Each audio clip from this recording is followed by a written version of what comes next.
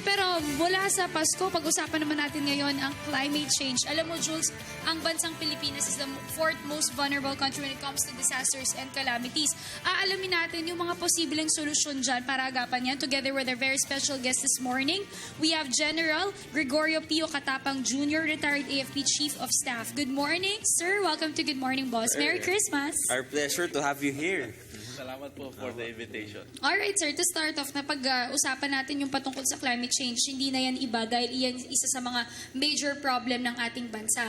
At kamakailan naganap po ang COP21 o yung tinatawag na 2015 United Nations Climate Change Convention sa Paris na of course dinaluhan po ng ating Pangulong Aquino. Ano po ang highlights ng convention na ito? As I read in the newspaper, finally, the whole world understand that believes It's not a myth na anymore. meron na talagang global warming na nauubos na yung mga glaciers natin nagme-melt na may mga areas na sobrang tuyo naman. Yes. When it rains so hard and maraming nasasaktan, marami rin namamatay and a lot of properties are destroyed.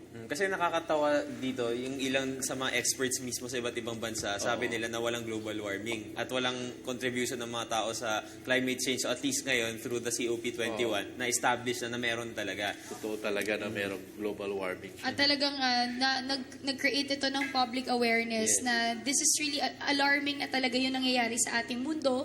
Most especially sa Philippines, nakita mo naman kaliwat kanan yung mga nangyayari na disasters and calamities. Pero sir, alamin natin ito, kamakailan may issue kasi patungkol dun sa coal-fired power plants kung saan pinapastop po yung sa Philippines at pinaglalaban din ng Philippine Federation Industry na wag pa stop kasi nga sinasabi na 16 lang daw yung dito sa Philippines while sa China and US marami daw. So parang may mga ibang taong nagdi-disagree dito. Can you tell us more about this?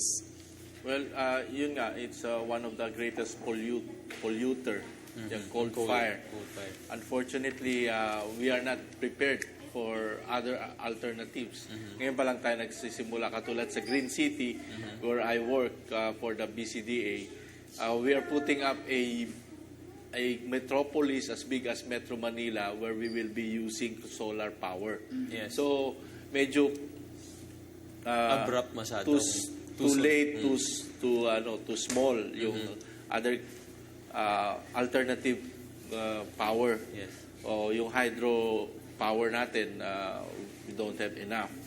And yung coal lang talaga ang available. And then of course, meron tayong malampaya, the gas.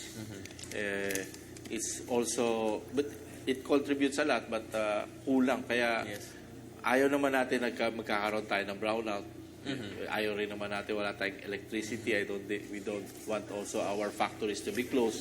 So it's really a balancing of all these things coming into play.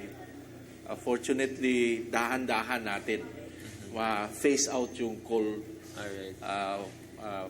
power. Okay. Sir, as a retired AFP Chief of Staff, sir, ngayon po marami na kayong ginagawa na advocacies. Lalo na po ngayon na may gusto po kayong gawin na i-consolidate ng mga maps for disasters. So, ano po yung plano niyo po dito? Yeah, siguro that's the first thing that we have to do. We have so many hazard maps about flooding, earthquake, yung mud flow, at saka yung mga tributaries kung saan nagkakabaha. Siguro, we have to permanently make a solution. Let's say kung alam natin na bahain na itong lugar na to, let's make permanent evacuation centers. Permanent. Yeah, para pag babagyo na, alam na nila kung silang pupunta. No? But this should not be the schools kasi nagsasacrifice naman yung pag-aaral ng mga bata because if nag-descend na yung flood o na-destroy yung mga bahay nila, wala silang matiran. So, these are the things that we really have to do. And sir, your advocacy mainly is to promote ways on how to mitigate climate change. We want to know what are your future plans, most especially dun sa mga lugar na madalas tamaan po ng kalamidad dito sa Philippines. Well, yung now that they will be back, yung after the COP21 in Paris, they'll go back to their respective countries and then they will make a plan on how to contribute on putting down the carbon emission. Yes. And siguro one of those are making sure that we have i-study paano ma-enhance pa yung pag-save ng power. Yes. Or alternative use of power. And I think yung kabataan, especially the millennial, Yes. they have to study they have to understand that this is a global problem. Yes. This is the wars that we will be facing in the 21st century. Kasi sabi ko nga, the 21st century problems will all be global.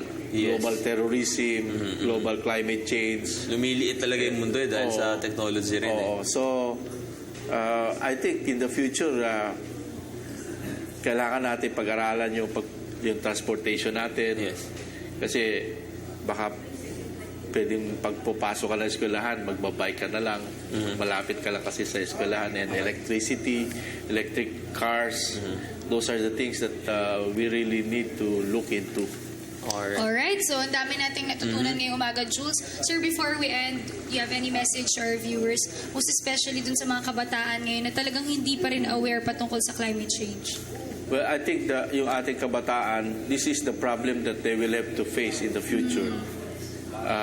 They have to be prepared for that. Or else, they will always be affected by climate change. Yes, lahat talaga tayo apektado dyan. Thank you so much, sir. Alright, thank you so much for joining us this morning. That was General Gregorio Pio Catapang Jr., retired AFP Chief of Staff. Thank you so much, sir. Alright, tuloy-tuloy pa rin po ang ating live discussions. Lahat ng yan sa pagbabalik ng Good Morning Boss.